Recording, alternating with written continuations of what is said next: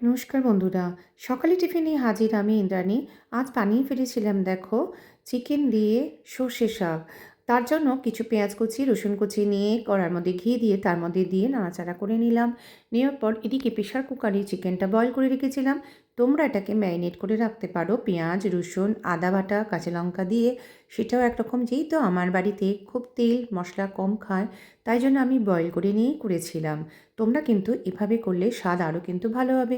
সামান্য একটু আদা দাও, দিয়ে ওই বয়েল করা চিকেনটাকে ভালো করে একটু যেই ফুটবে কষাবে, তারপরে কাঁচা লঙ্কা সর্ষে শাকটা পেস্ট করে একদম এই চিকেনের সাথে মিলিয়ে দাও।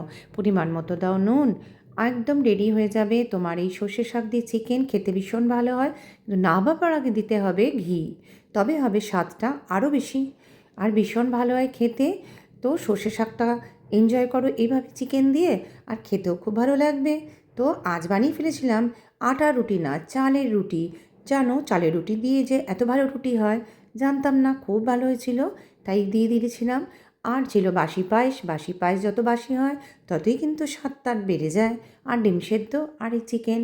তো তোমাদের সাথে করলাম শেয়ার। তোমরাও কিন্তু এই চিকেনটা বানিও, তবে তোমরা কিন্তু ম্যারিনেট করে বানিও। তাহলে তোমাদের যারা মশলা বেশি খাও আর যারা বয়েল করা একটু হালকা খাও তারা এইভাবে বানিও, কোনো অংশে স্বাদ কম হবে না। তো বানিও জানিও, টাটা।